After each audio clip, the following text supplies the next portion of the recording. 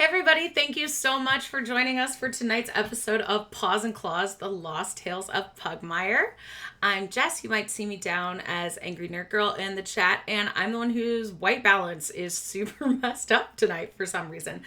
I will be your guide, and without much further ado, let's meet our wonderful cats and dogs. As you can see, Baguette Lynn is not here with us tonight. She basically is dealing with a blue screen of death situation. So if you have time, stop by, send her some healing for her computer. So let's meet our dogs and kitties, starting with Honey and Dice.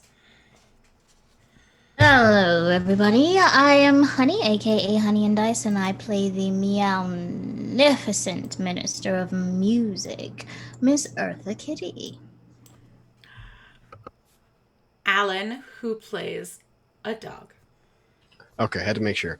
Hello, I'm Alan C. Johnson, and I am playing Grimly Greyhound, the wonderful, lovable rapscallion of a greyhound. Alan, who plays a cat.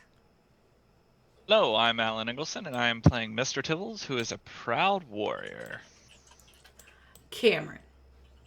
Bonsoir. My name is Cameron Blair, and I am playing Jean-Pierre Cachet, a truly a revolutionary cat. CB. Hey folks, Critical Bard here, Critical Bard across all social media channels, Dab. I am playing Vincent, the Mysterious Jackal.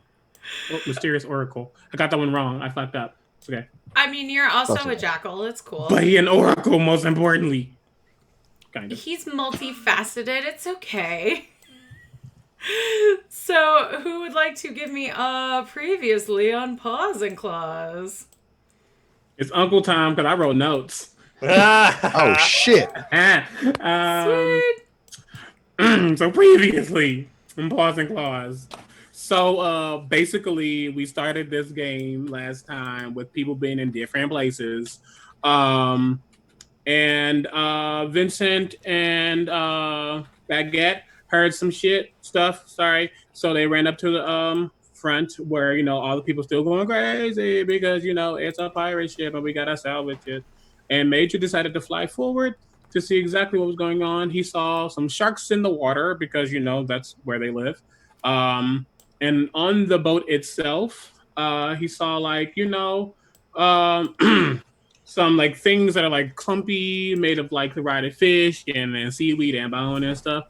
And he also saw some chests, like some treasure.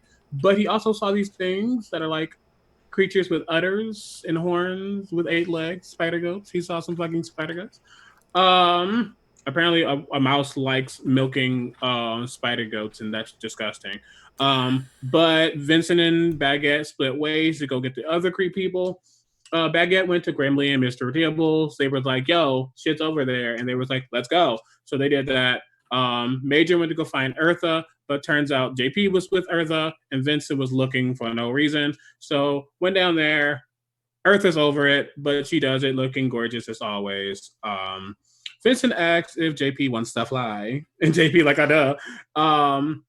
We also find out that some folks have gone over to the ship and are like stuck. Most are dead, but some are still alive. But yeah, JP flies after falling almost 20 feet because JP's a butt muncher. Vincent's a butt muncher. Both, honestly. But then, yeah, they go. He's flying. They get on a boat raft thingy with some plastic on them so they're not struggling in the acid sea. Somebody, cough grimly, decides to put their finger inside the water and struggled for a bit. But luckily, we have a graceful and merciful DM because you could have died. But you didn't. We went over. For some reason, Tibbles decided to be a bird as Grimly throws Tibbles onto the ship. Earth is still going through it because why the fuck would you do that, black person TM? Major and Baguette, Vincent and Baguette walk on water like Jesus and Judas. They get to the boat and they start fighting shit. Basically, things happen. There's a wall of fire now. There's some wolves howling. There's some really creepy dolls floating around Vincent. There's 2 spider goats and more of these globsters, as we've called them. And that's where we left off. Did I miss anything? I don't think I did. I think I did that one. Nailed it. Yeah, that sounds good to me. You get a point of fortune.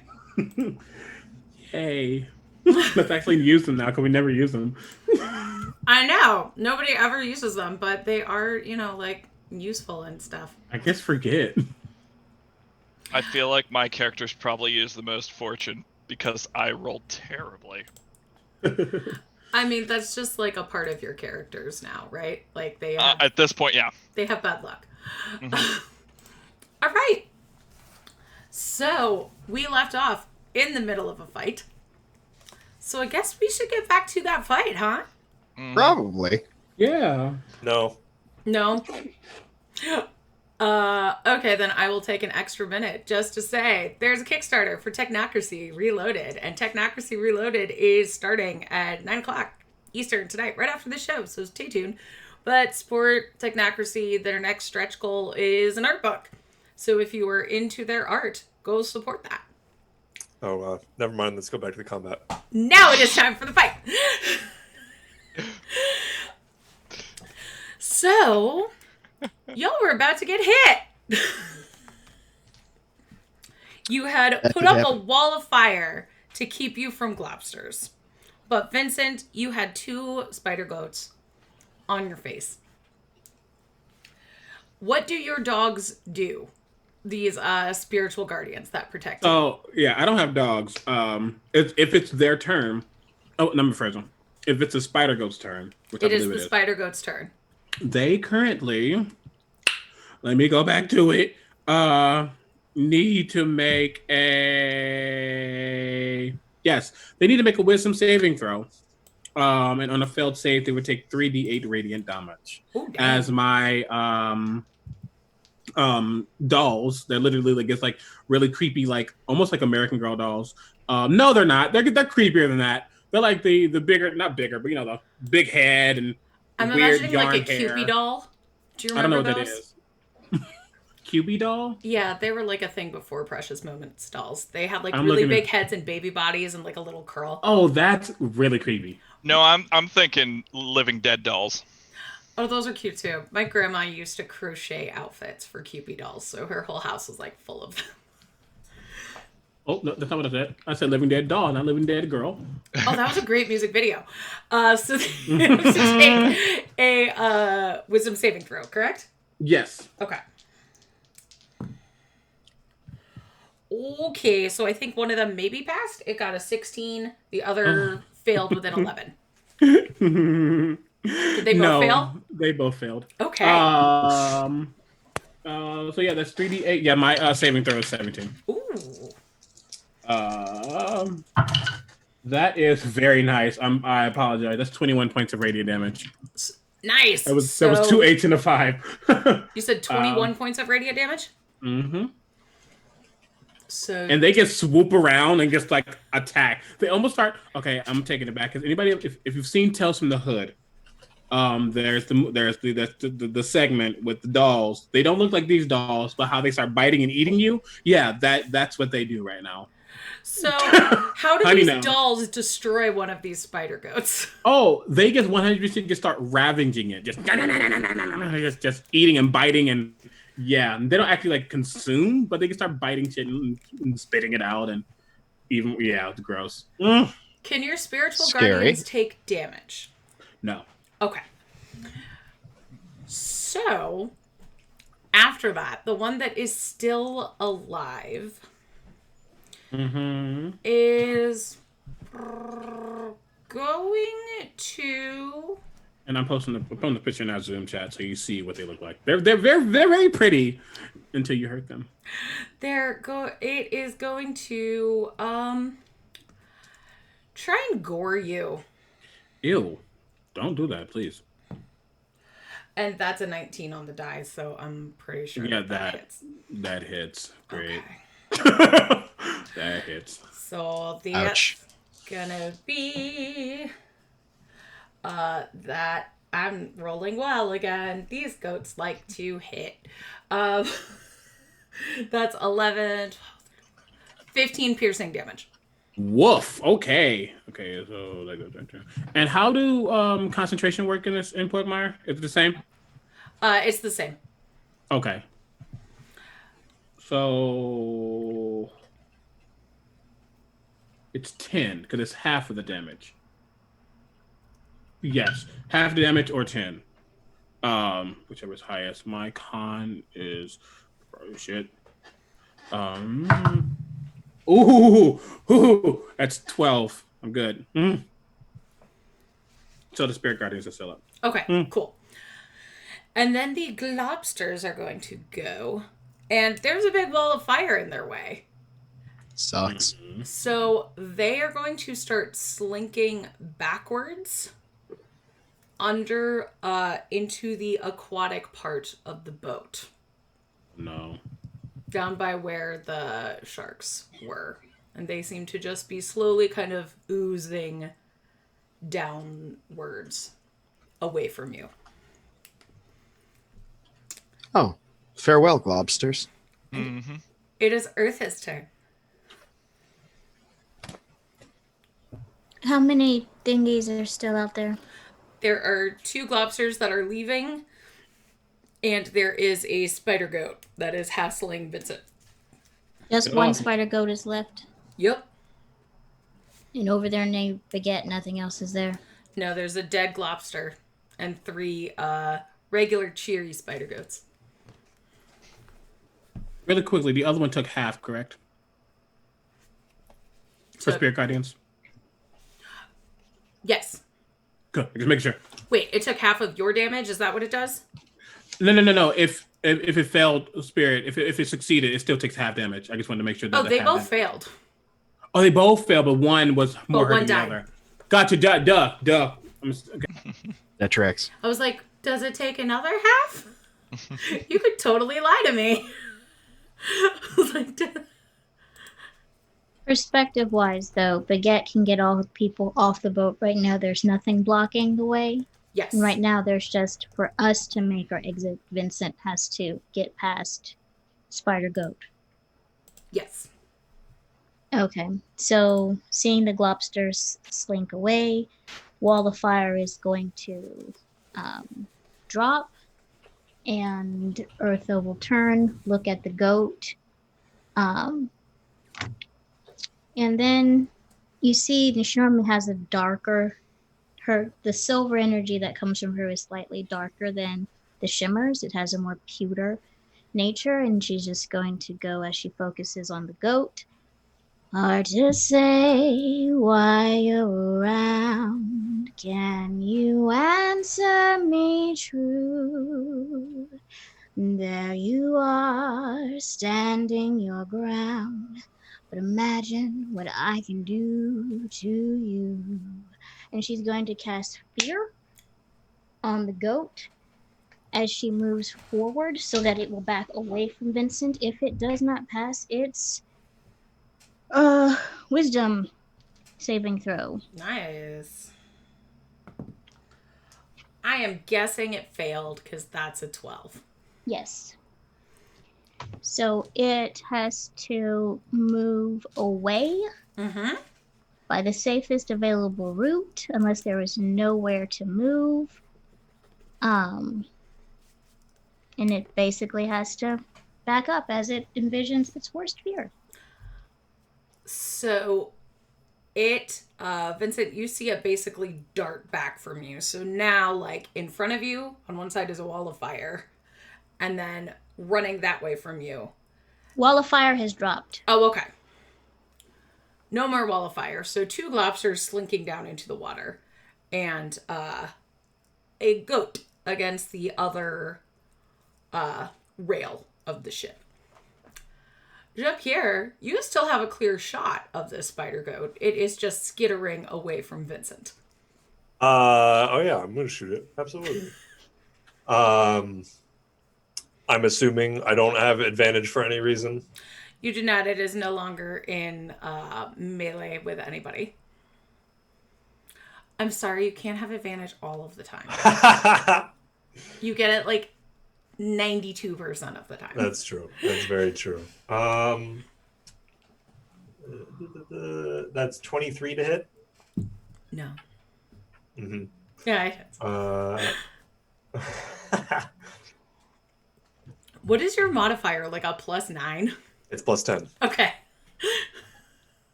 That's 9 damage on the first one, and I'll use my bonus action to attack a second time. Do it. That is a manufactured 20.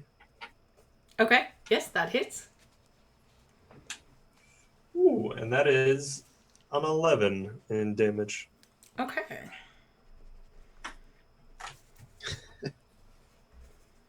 And that is the end of my turn. It's like Jean-Pierre either slaps you with a feather or runs you over with a truck. There's no in between. Pretty much. Vincent, you see this spider goat is now getting a little wobbly on its legs. It looks like it doesn't want to be here anymore. It is pretty much terrified and severely injured. But it is your turn. How far away did it get from me? It got about like 10 feet. There's not a lot of room for it to go. Cool. No, I'll say it got like 20 feet. Okay. Oh, Now that the fire is gone, there is room. yeah, I'm just going to wave my hand. Mm-hmm. You know, because that's what I do. That's my mood. Where are you? There you are. Is that it? That's all I do? That's okay. Never mind. Yeah, I got time today. I'll just casually walk over to it while it's Terrified struggling. of you. Yeah. And cast inflict wounds on it. Ow. And I just go to sleep. Man will visit you soon enough. But where is the spell? There you are. It's a melee attack. Okay. That is for me. Okay. That's 19 on a die. So that's 27. Yes, that hits. Great. That indeed hits. Yeah. That's 2d10 necrotic damage. That was shitty. 11 points. Okay. Oh. How do you destroy the last spider goat? I feel only slightly bad, but not really. But again, I like reach out as it's probably just like recoiling from me, and I just like close its eyes, and as I close its eyes, that necrotic energy just like rushes through, and just literally just watch it crumple on the ground. I'm like, sweet dreams. And I turn around. Oh, that more. Mr. Tibbles, you can, now that the wall of fire is gone, you can see these globsters kind of that were starting to move away. They're a little bit indistinguishable from other piles of sludge. But you've spent enough time around them now that you could, pick them out if you wanted to. No, they're far enough away that they're not causing us any immediate harm. Okay.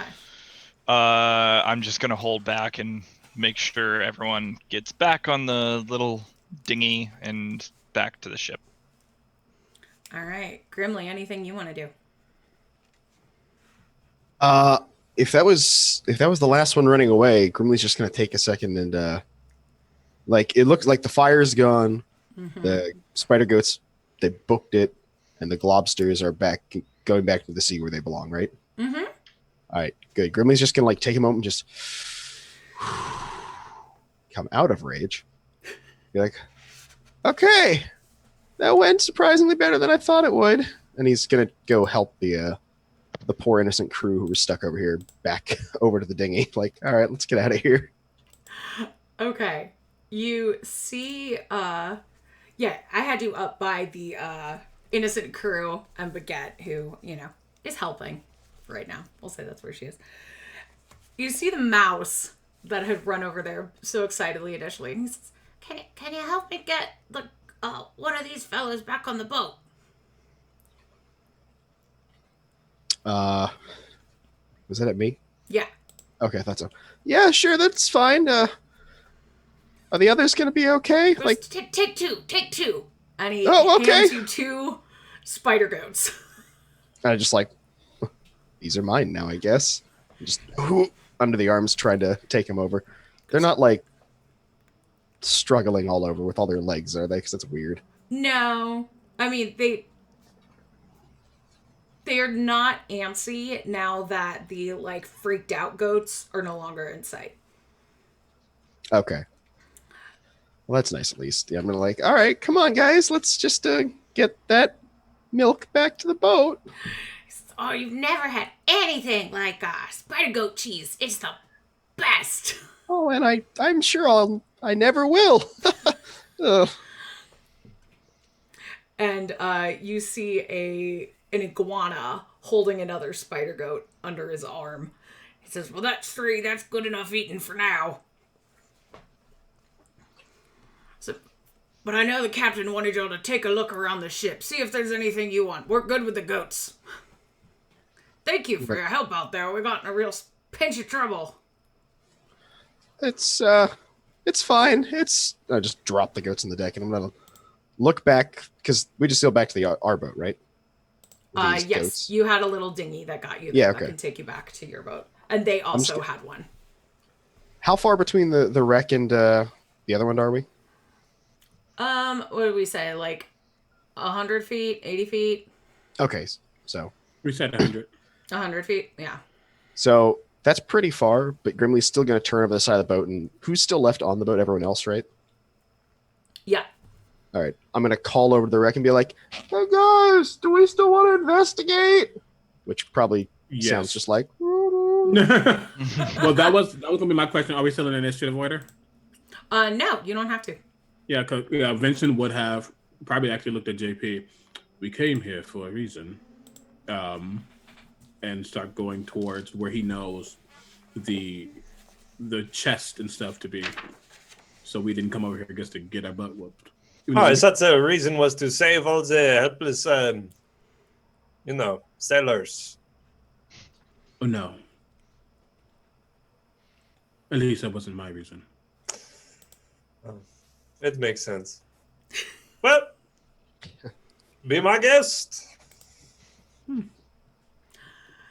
Give me well, you can find the chest. Mm-hmm. Because Major knew where it was. Yeah. Yeah. It is locked. This is when I look at JP if he followed. I'm still up in the crow's nest. How dare you? JP's like, I live in a crow's nest. That's fine. Is it, do you need some assistance, Vincent? No, it is okay to ask for help. I'm trying to still decide if I like you or not. Forgive me. I should, and JP will start to climb down. I must repay you for the flight. It was wonderful. So this is my way of saying thank you. And I will get down and first check the box for traps, if I can do that.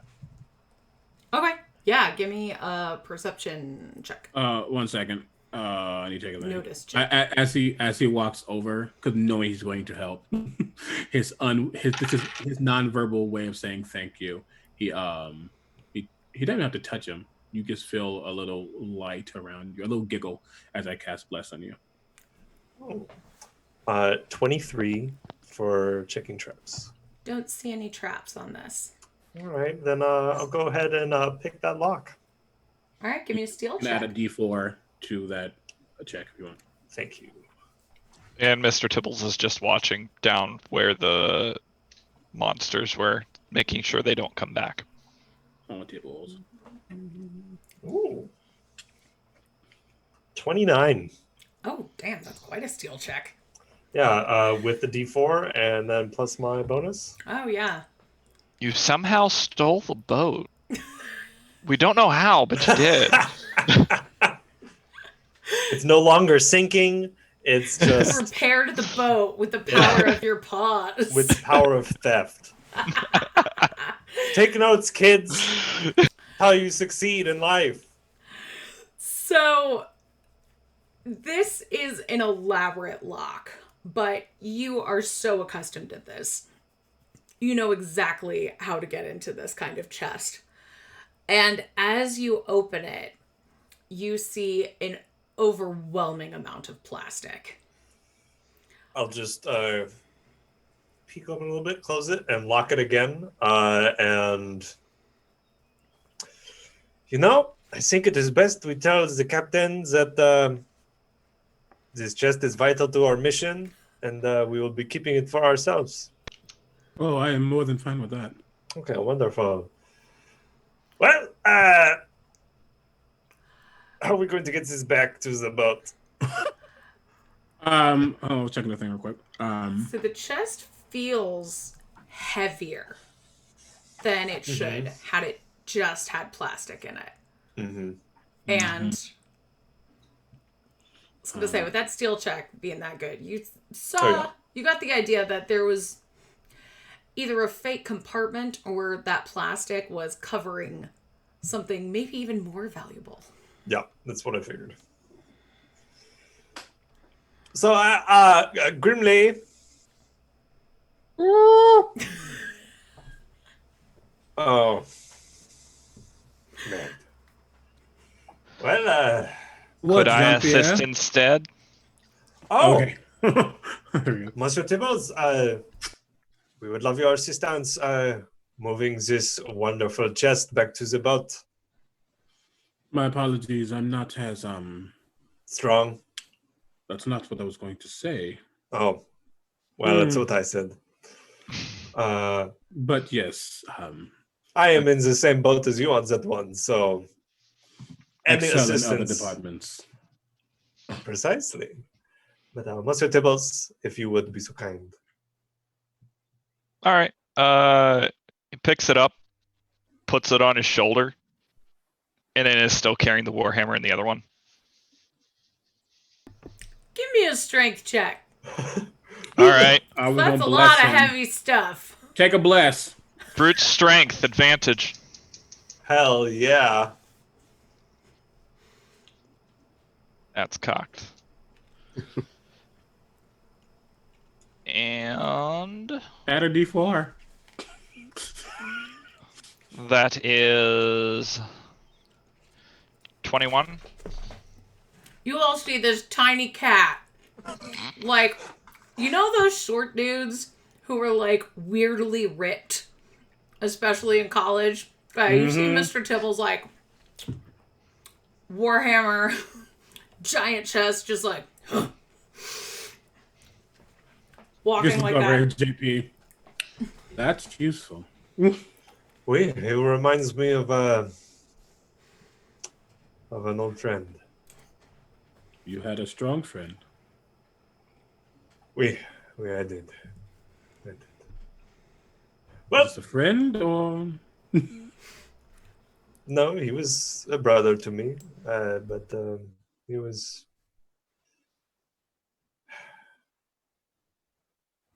A friend. Understood. So, back to the boat, and then have a small group meeting to unveil what is, in this chest. We'll make sure that the captain gets something. We can't leave her empty-handed, but She has the goats. She has the goats. You're correct.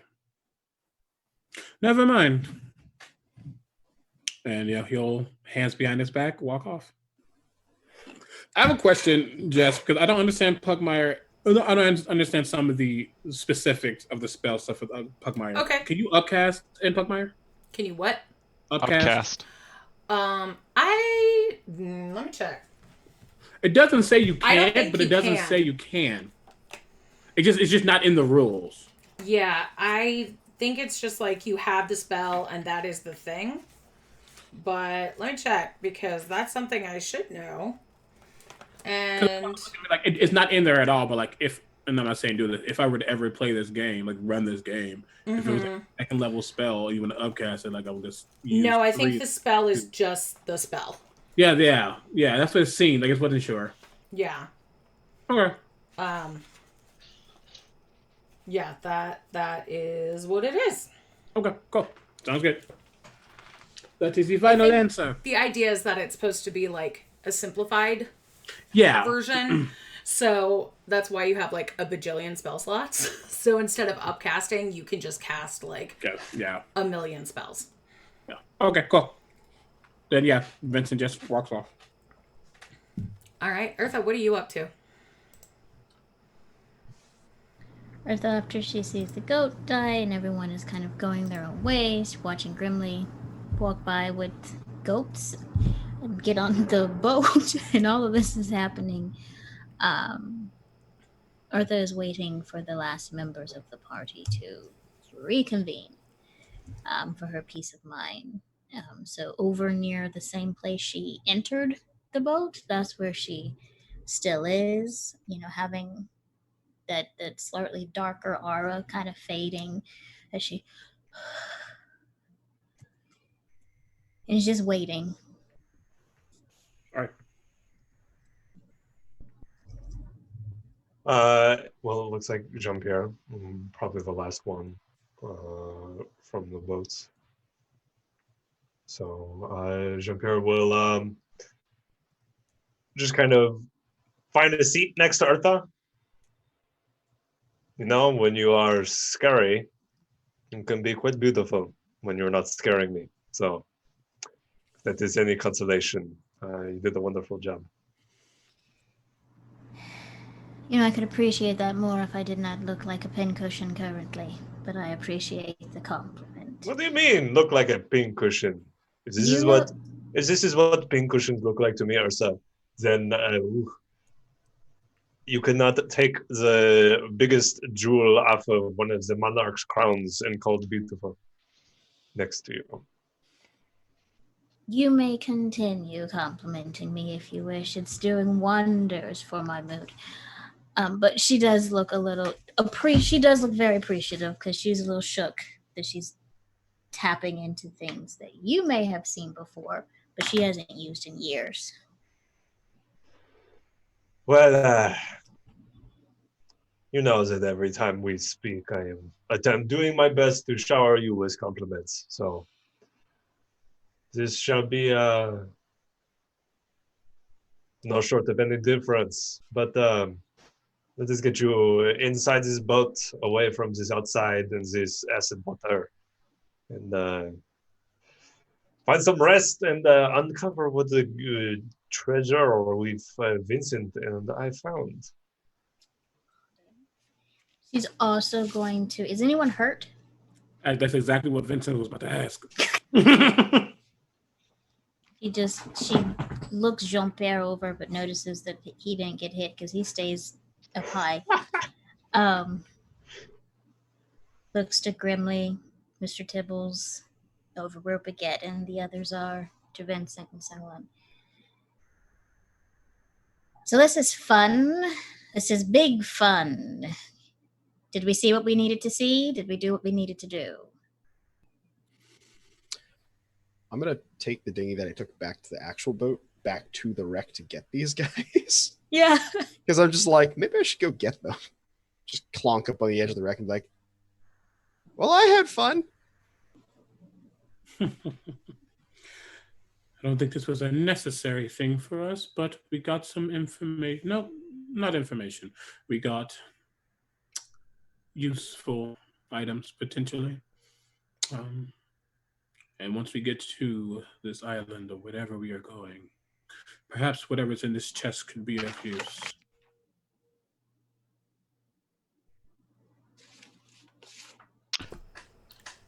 I think it was good experience. Double takes it.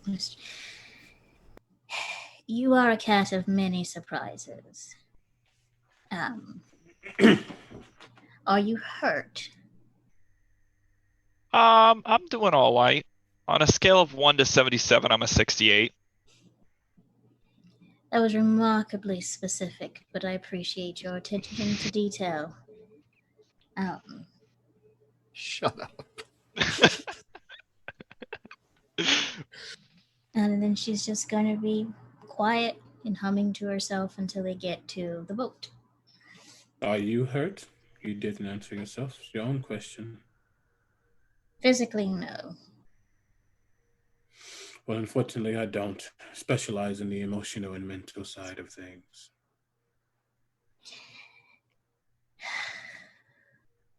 But I am glad that I accompanied you all. If only to see, I've never in my life seen 2 cats fly in one day. You should do a little more adventuring, Eartha.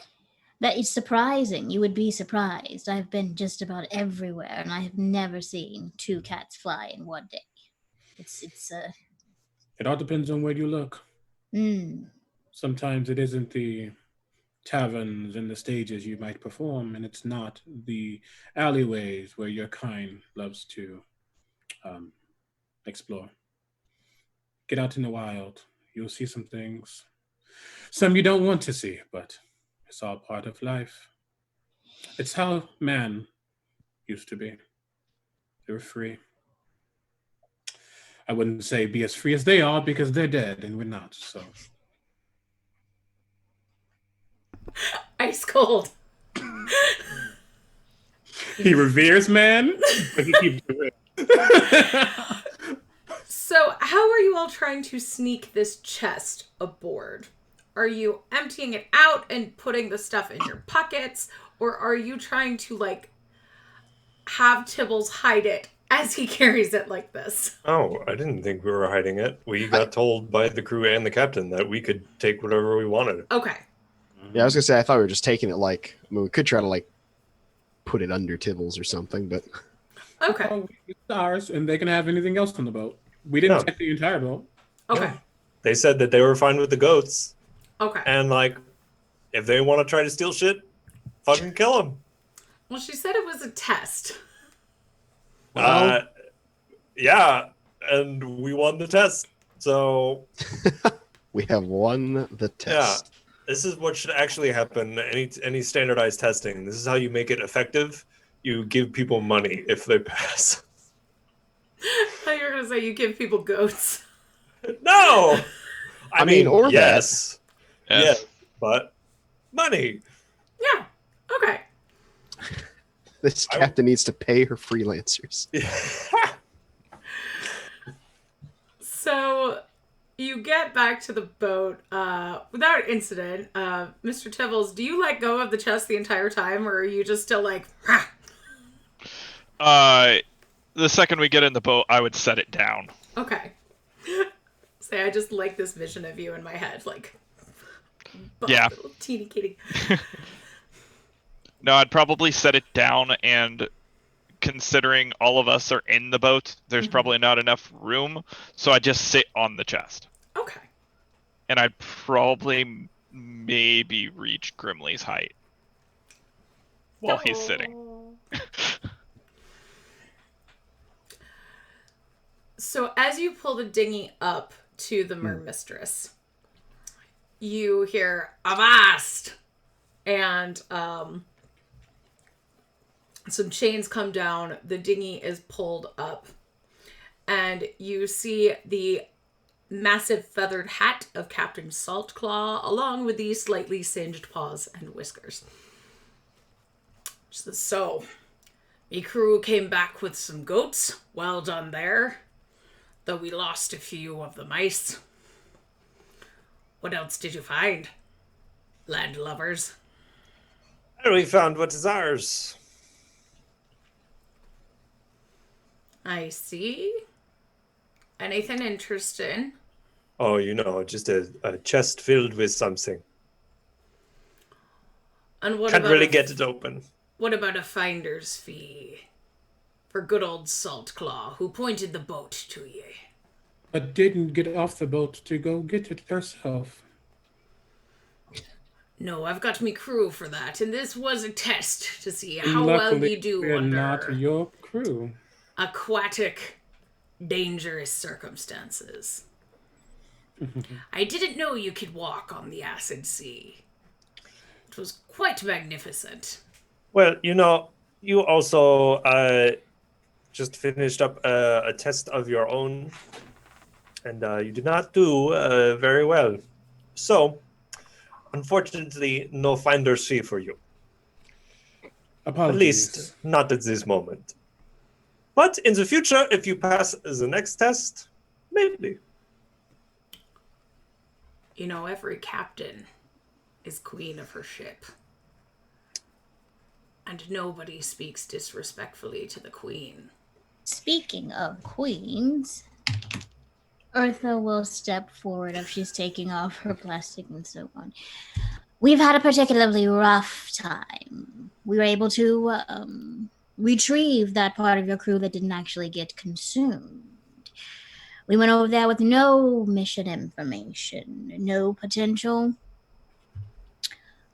of threats or anything else, and we returned them with much risk to ourselves. I would be willing to work out some kind of financial compensation if you are the person who values money over the honor of the sea I've heard of only in, taverns with sailors and such. Do you really want to make this a thing? Now, what caused the spider goats to be running amok so? That's a very good question, isn't it? It's funny because when we arrived, they were already terrified and going a little ballistic, if you will. I know you like that terminology. I do like the sound of a cannon. It seemed that your crew stirred up some trouble they couldn't handle themselves, and look where most of them ended up, in the sea with the rubble and the seaweed and the bone. So there was nothing else aboard the ship. Was it Nothing. scuppered? You can go check for yourself if you want to find anything else, but we retrieved what we wanted. It's a ship. It isn't just one compartment of things. Rockpaw, what was aboard that there ship? And you see an otter come kind of sullenly over to her and says, I heard it was lobsters. And she sighs and says, well, that would explain it then. You're lucky to have escaped with your lives. No, your crew is lucky to be alive. They are lucky that we decided to go and save them. Thank you for bringing me back, me crew. And You're the welcome. goats, too. There's your finder's fee. Queen. I'll make sure you get the finest cheese once it's ready. Wonderful. Actually, I think I might have some bread to give you from an old friend of mine back in... they're from the monarchies, but they're living in Pugmire now. But maybe we shall dine over some bread and cheese in the future. You know, it's been a long time since I had a good monarchy loaf. It's been mostly hardtack and biscuits. This should set your palate quite well.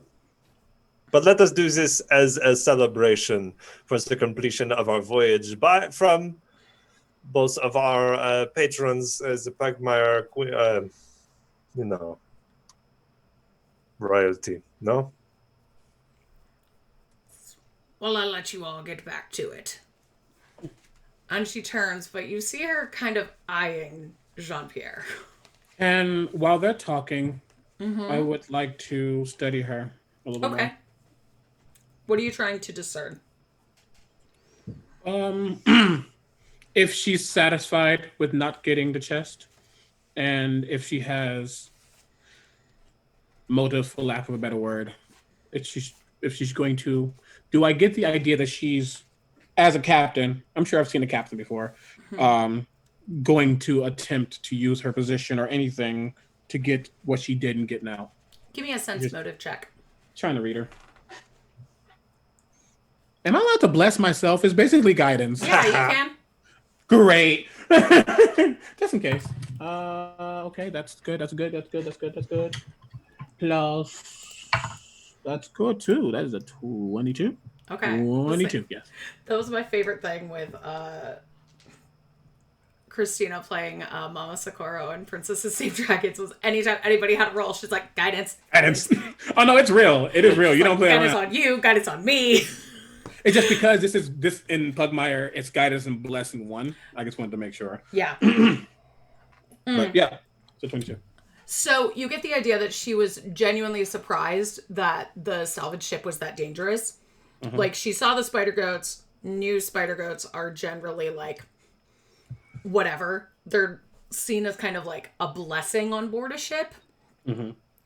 And so she was like, oh, that'll be funny. Maybe they can see where the ship sank. Maybe they'll get some treasure.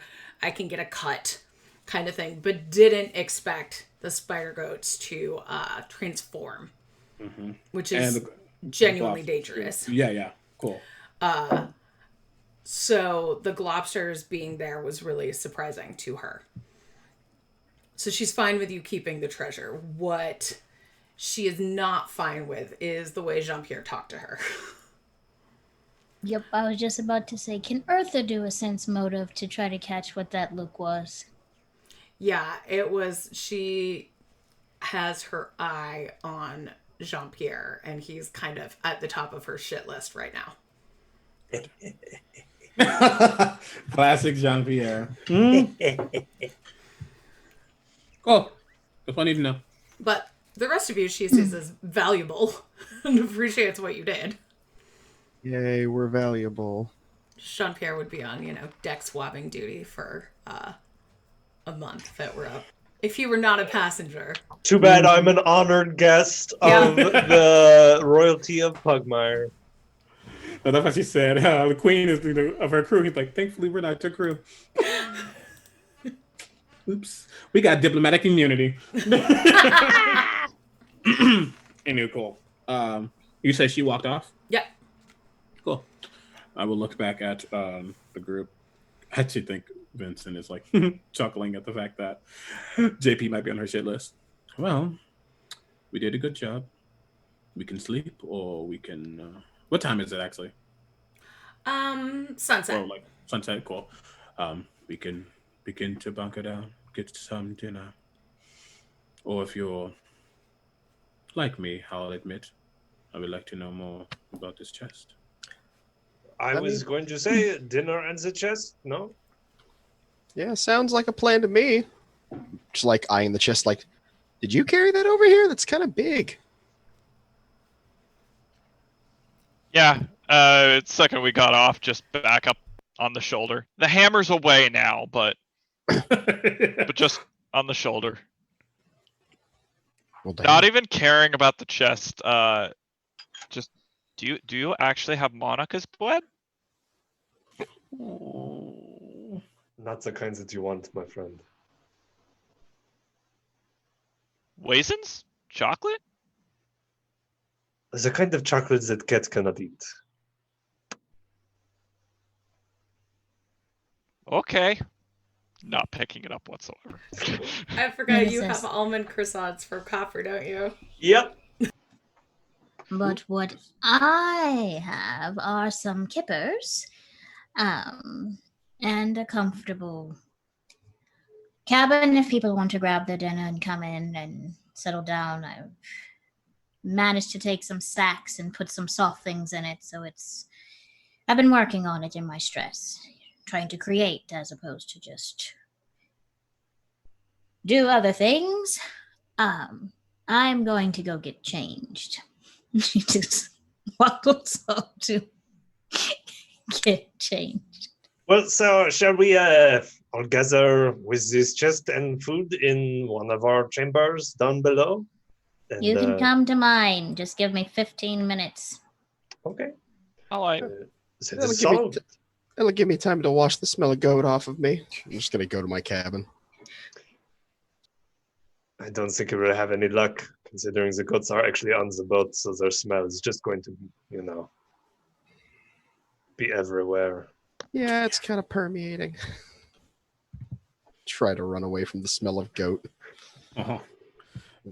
Vincent will nod to the three left. Then I will see you soon. And he's going to just it doesn't even do anything, but he's just doing a once over once around of the entire ship to make sure that the hollow spell is still active. He just his routine just to make sure that the magics are still active. And then even he will actually get a little comfortable. He never gets comfortable around y'all. This is an experience. What does comfortable Vincent look like? So he's always been in like his all black, even though he's so emo without being emo. He has like It's a cloak. okay, you can just say he's emo. He's not. Oh, but yeah, he has his cloak. He has his leather vest and like his pants with his shoes over it. This is him. Like he has on like a light gray shirt. It's still gray. It's still dark, but like on the lighter scale of gray. With he's probably actually not wearing his shoes. Just his pants, like his legs are probably like pulled up a little bit. He's definitely. It's just odd to see. He doesn't look like this. I think each time he comes out of this room, if someone starts sleeping in that, he's like in full regalia. He's never just like out of his stuff. So he's probably getting a little more loose with this group. Was he kicking his boots off? Yeah, he doesn't do this. And what about everybody else? Oh, the cat that we were going to talk to has left, but he will come back, so I will wait. Okay. Grimley, what are you up to? You are muted, my dear. Grimley's going to do exactly what he said he was going to do, which is going to his cabin, getting some of the water they had, and just trying to clean off both the scent of goat, the scent of that Galobert that he just splattered all over himself. And he's going to just put away the clothes he was wearing and take out just nice, like, simple, like, like tunic pants and boots, and just like, and now I'm presentable. And just sniff the air and be like, yeah, it really does permeate, doesn't it? And just going to go off to... This water, when you first picked it up, it's different than when you were drinking it, because then it just tasted like clear, clean, refreshing water. As soon as you start to cover yourself with it, it starts smelling kind of like lavender. And you feel a little more relaxed. I feel like, sadly, that's going to make him feel more relaxed and then feel less relaxed. Like, wait, what's wrong with my water? And when he goes to Eartha's room to meet with everyone else, he's like, hey, why does the water smell funny?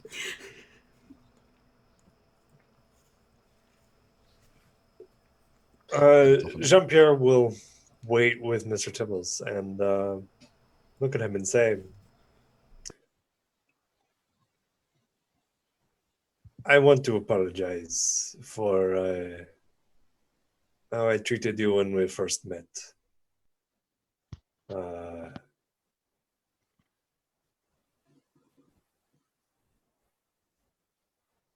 I'm standoffish to many. I'm used to people belittling my ideas and how I approach them. So I expect it. But you do not deserve that treatment. You are more than your height. And your strengths, clearly, as well as how you do not fight alone. You fight with others. It's truly commendable. And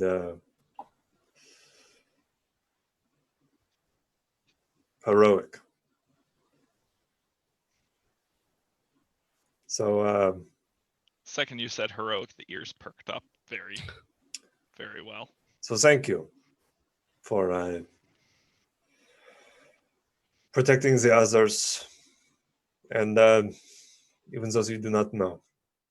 It is admirable. So, and Jean-Pierre will almost go to pat him on the shoulder, but they'll look at. He's got the warhammer and the chest on the shoulder, so just kind of punch his chest like lightly and affectionately, and then head below deck.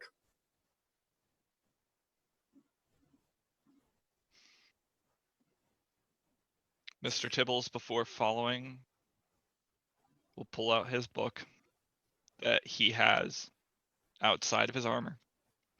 Go to Jean-Pierre's name, scratch it out, put it away.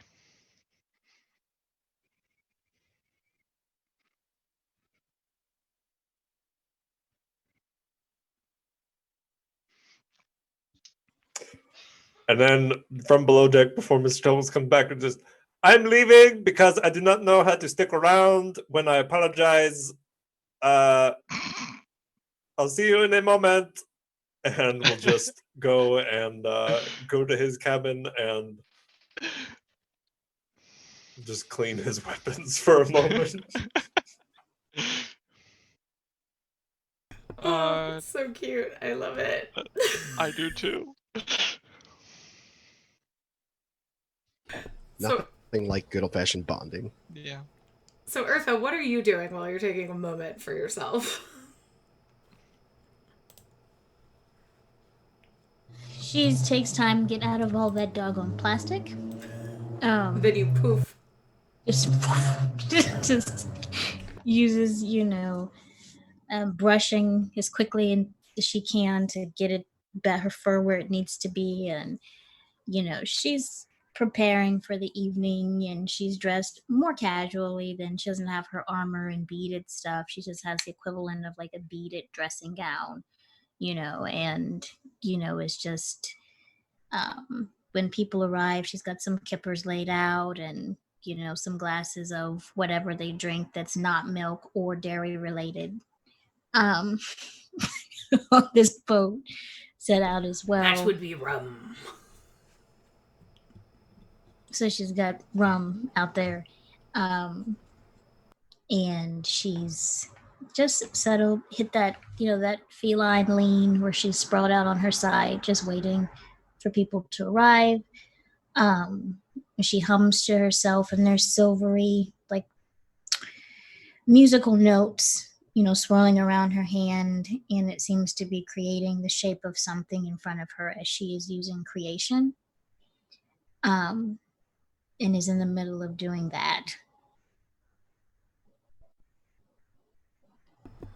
I love that.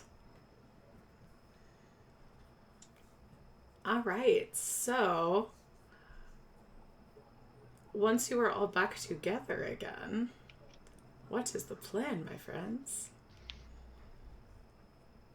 You'll see as people enter, she's creating like this beautiful lily, just the flower part, as this silvery energy swirls around, and she's just humming to herself, and it seems like each note seems to be adding to the thing as she's doing something to create as opposed to destroy to deal with her stress right now.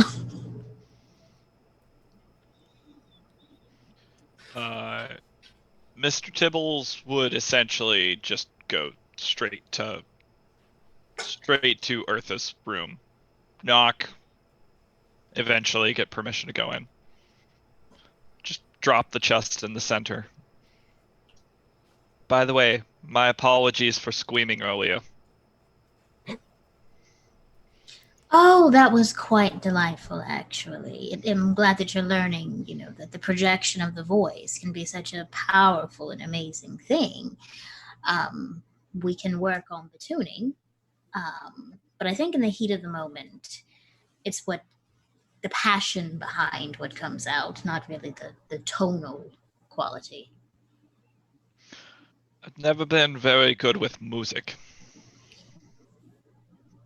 And I've never been very good with lifting heavy things or charging into the fray with large hammers.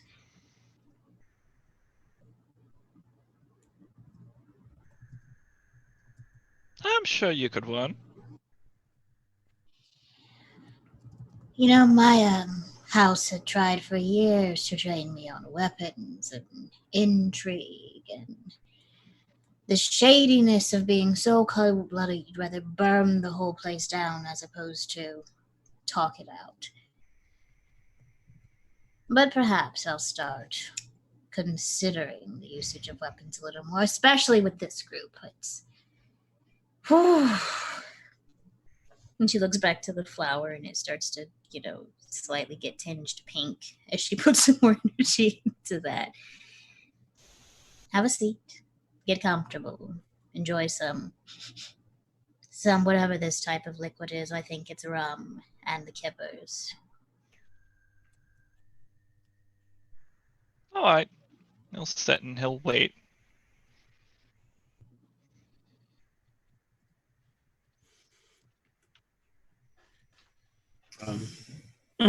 Vincent, I don't think he comes immediately, but he does come. With, I don't know, maybe a piece of fish that he's like charred. And comes in, comes to the room, knocks to make sure that he's welcome. Still getting used to what do actual people in society do. And once he is allowed to come in, he excuse me, kind of gets like leans next to a wall, eating at the fish, at Major flies in as well. Goes over to Eartha and kind of cuddles with his little purr before just kind of plopping like on like a bed or something and just like watching. But he's pretty quiet. The idea of these random conversations and stuff that aren't work aren't really up his alley.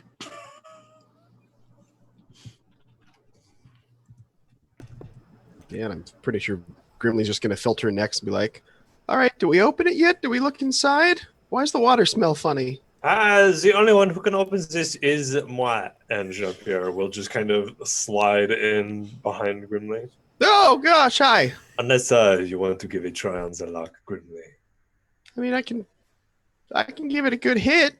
I'm not really good at No, we do not always trust pirates. So we want to keep the lock intact and locked when we are not using it. So do not break that lock, please.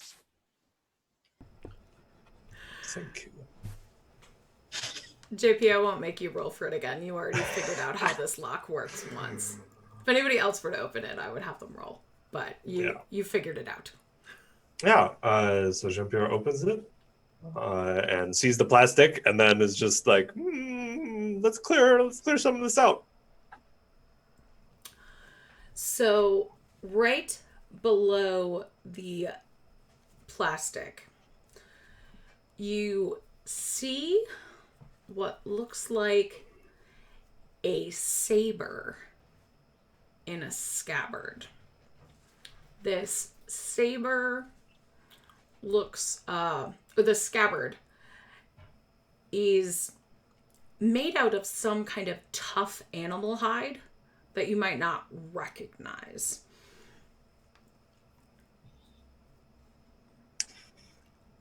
Are we talking saber as in like a rapier? Yes. Okay. And below that, you reach a point of the chest where it seems that the bottom came sooner than you expected.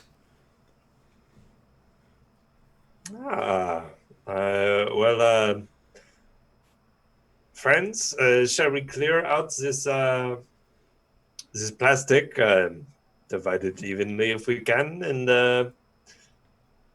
then Jean-Pierre will look for a way to remove the false bottom. Give me an investigation check. And divided evenly, you all have a lot of plastic now. Oh, we are rich. 27. Okay. So yeah, you see that there is a tiny little catch, just big enough for one claw around the corner. Yep. That can be lifted. I will lift it, and what is inside? You see a telescope that is inlaid with pearls and gemstones. Well, I think I know who this belongs to, and Jean-Pierre will just hand it to Arthur. And is there anything else? That is all.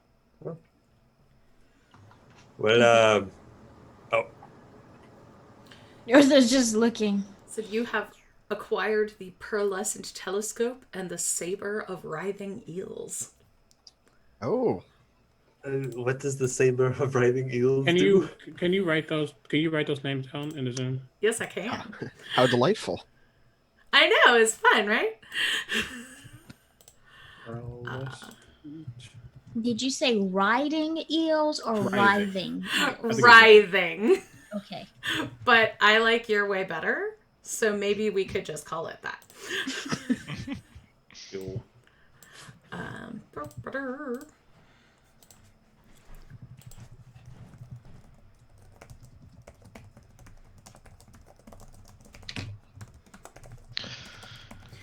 And these are both from Pirates of Pugmire, which I believe is now available. Ooh, nice. Or if it's not, it will be really soon.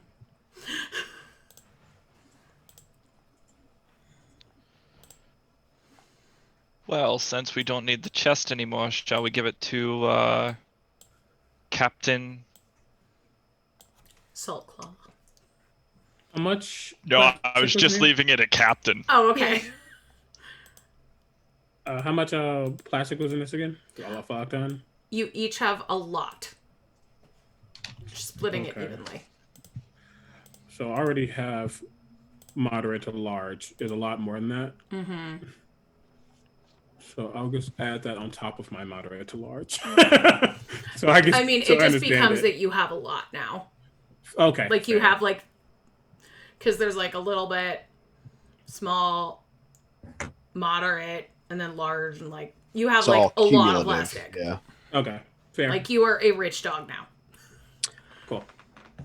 And I'm going to look at Mr. Tibbles and be like, well, the captain did seem interested in the chest, so we could just give her just the chest. I mean, that's diplomatic, right? Well, we could put some things inside of it, like something useless.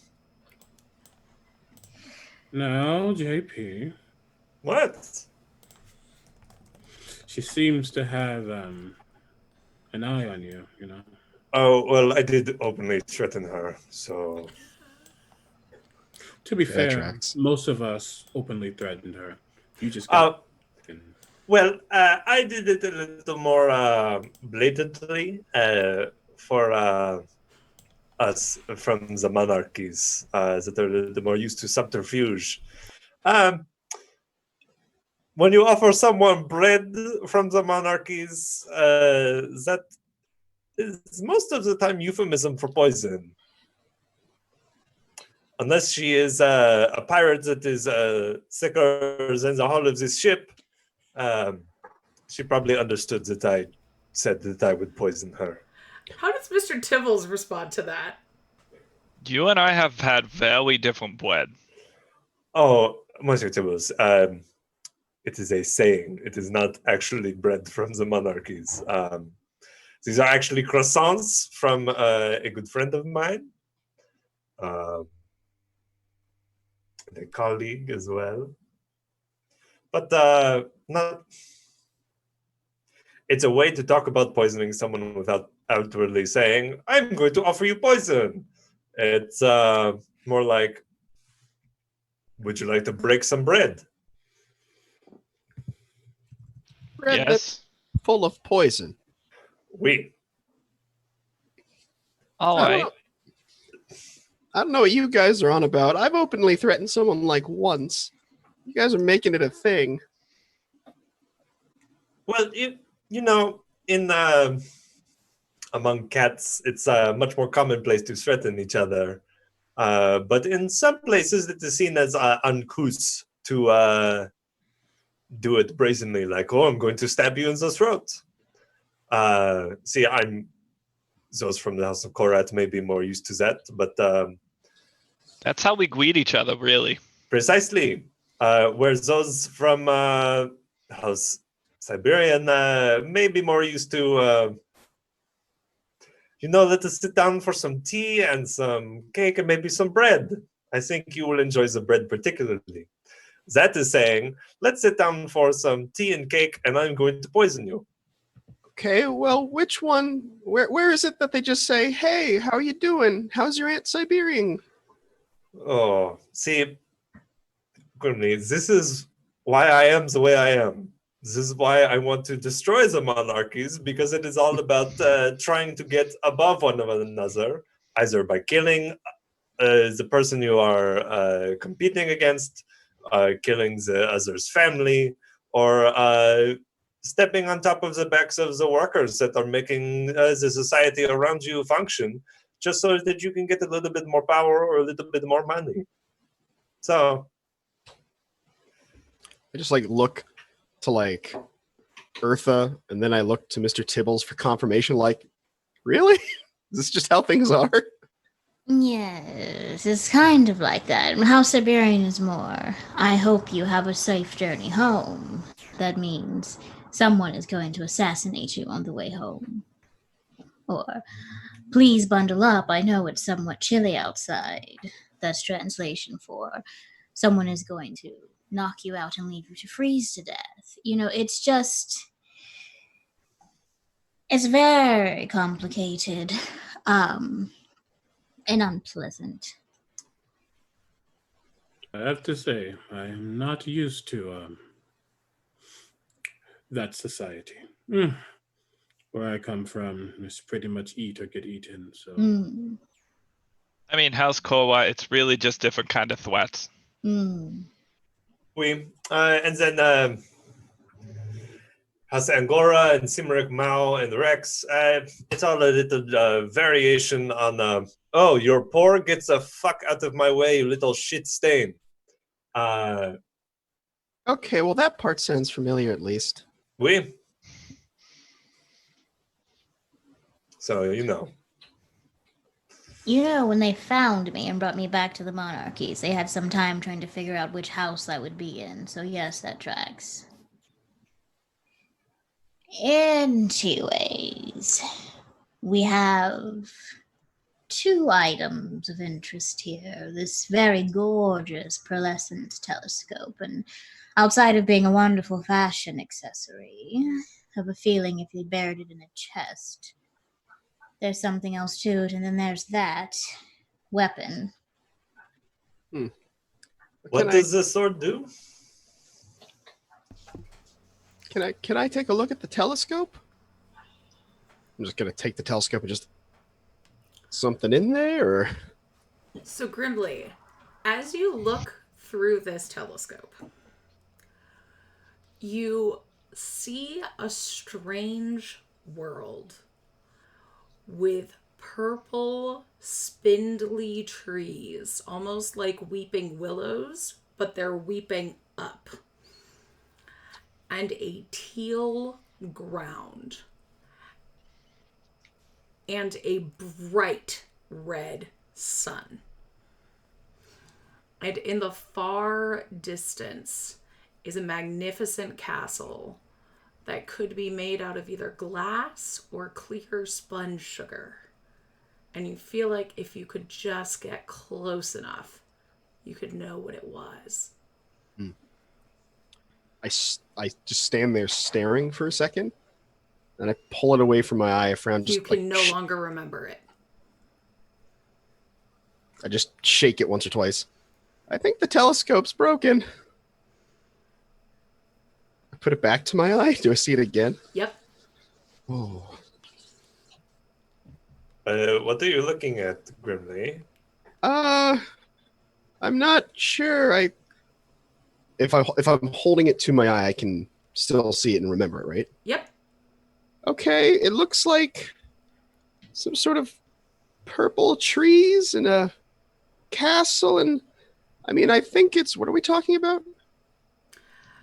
As soon as he Oh, pulls there it is. away from his eye, you all have a faint memory that Grimly was telling you about some kind of land, but you can't remember what he was saying.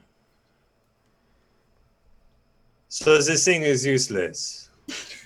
Let me take another look. All right, let me take another look.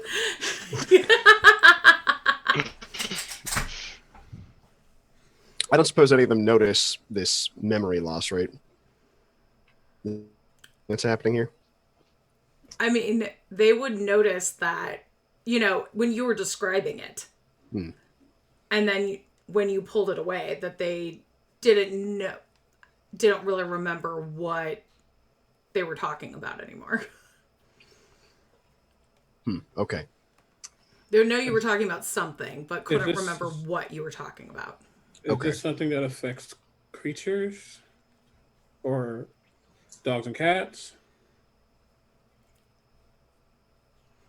AKA major. Oh, interesting. Would you like Major to take a look through the telescope? Well, the issue is... Basically, we look like we tripping, but Major would be like, what? That's the question. Yeah. Is Major, like, watching this, like, is he getting confused as well? Yes, Major is also getting confused. That's all I need to know. Because, like, Vincent wouldn't tell him to look if he didn't think he needed to look. Got it. Makes sense. Because, like, right now, if I'm understanding this, we don't... Once the telescope comes away, it's as if he wasn't even looking at it. We're just, like, talking about something else. You have the feeling that he was describing something, like some kind of land, but you can't remember what he was telling you. And not that it was associated with the telescope at all. You can remember it was associated with the telescope. Oh, see, that's what I was trying to get at. Yeah, you know it was associated with the telescope, but it's just like, when you wake up from a dream and then you try and remember what you were dreaming and you're like, oh, it's gone. Okay. It's like that. Interesting. Gotcha. Well, this seems like a perfect gift for the captain. Grimly, you now have advantage on one future roll of your choice. Oh. Thanks, Crystal Castle. I don't know. It seems a little weird, but I guess we can give it to her. My head feels funny. I'm just going to hand it back to Eartha. Like, Well, maybe we... Go ahead. Maybe we hold on to it a little bit, and if we decide that the captain is nicer to us.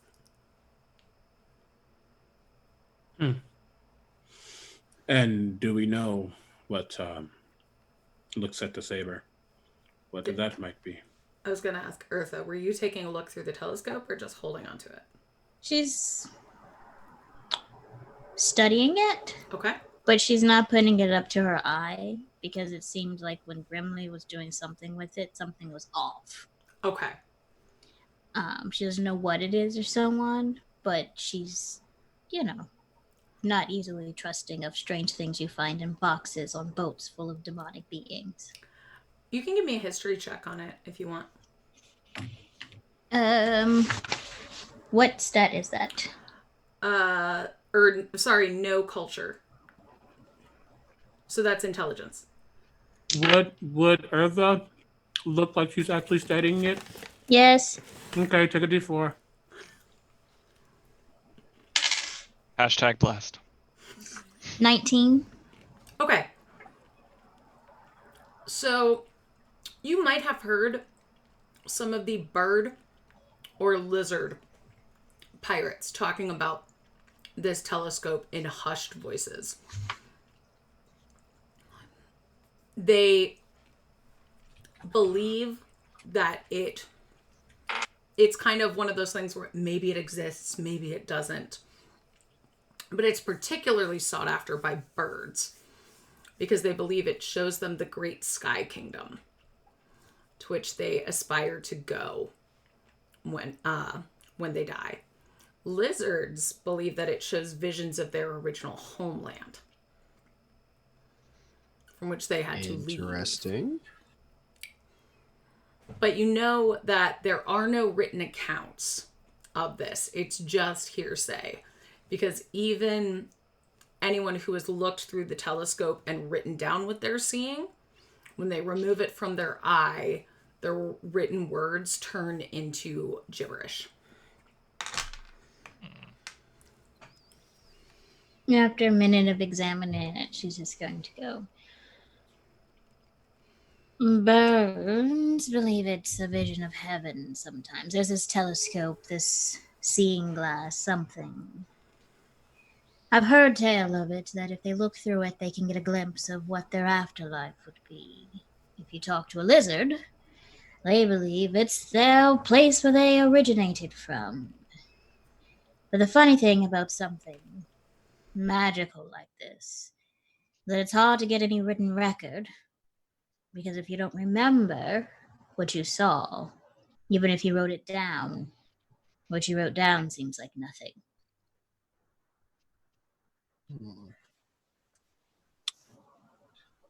Well, I don't remember seeing anything like that through the telescope, but Well, Grimnaze, it's because you're not supposed to remember anything. Like, just what she said. right. Sorry, I didn't remember that part either. I don't think that was the telescope. Vincent kind of furrows his brow. He doesn't like things he doesn't understand. And he looks over at Major, who kind of shuffles over to I was honey, to Eartha with his one eye. It's like,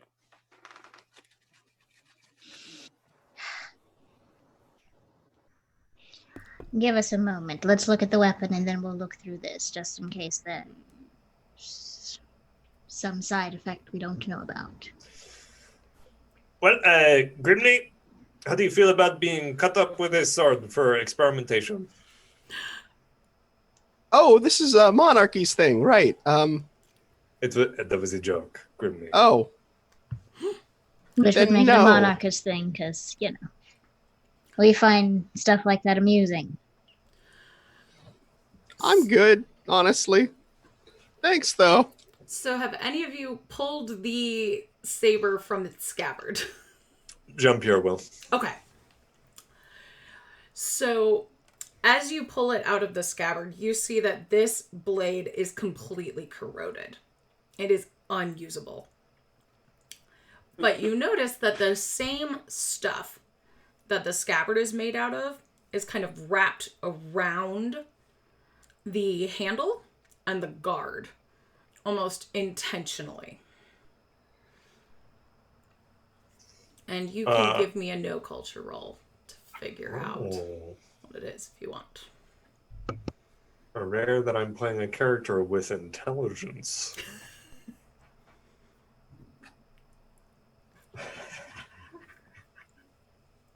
I'll actually give you advantage on this because it's a monarchies thing. I rolled a 1. Okay. All right. No culture. That is a 19. All right.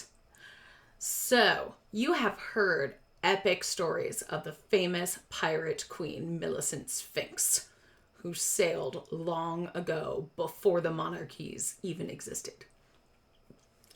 She was forced to walk the plank and was swallowed by a giant eel, but clawed and sliced her way out and made her way back to her ship in the dead of night and reclaimed it.